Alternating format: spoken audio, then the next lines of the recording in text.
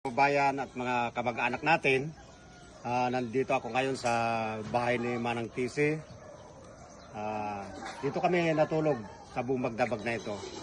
Ngayon, nandito ako sa kanyang mga taniman. Nakikita natin dito sa right ko. Talagang maraming iba't ibang uri na tanim na ito yung talagang fresh na fresh kung tawagin natin. Ito, kung nakikita nyo ito, tinitas ko lang dito sa banda rito sa kaliwa. At talagang napakasipag talaga si Ate Tisi.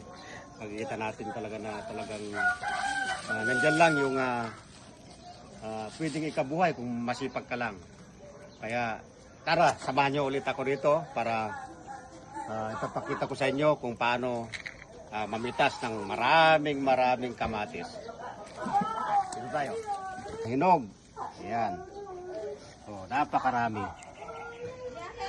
Ayan. Oh, busin natin lahat ito.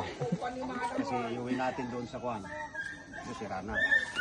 Ayan, kung makita nyo, labuyo yan. Siling labuyo. Iba-ibang ori.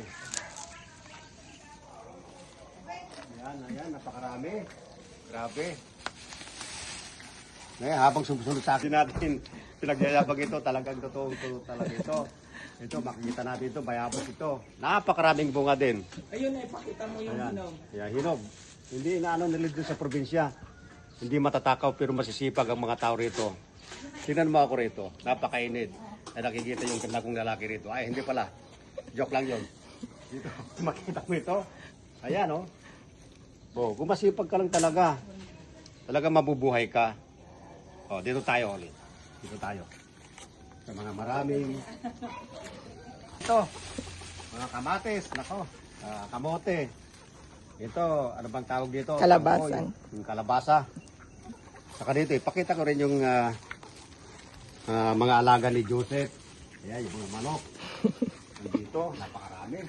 Ayan. Nakikita mo talaga yung masipag yung tao. Talagang, ayan, nakikita mo. I-close up mo dyan. Ayan. Nakikita mo yung mga alaga ni Joseph. Ito, napakarami. Ayan. At doon din sa kabila, nakikita mo yan. Ito, mga panggatong ito. Panggatong. Para makatipid. Alam nyo ngayon, napakamahal ang silin ngayon. Yung mga gas, napakamahal. Kaya dapat tayong magtipid. Gawin natin itong kahoy, panggatong. Para makasave tayo ng magagastusin sa pang-araw-araw. So, dito tayo. Ayan, makikita mo yung mga manok na yan. Ayun.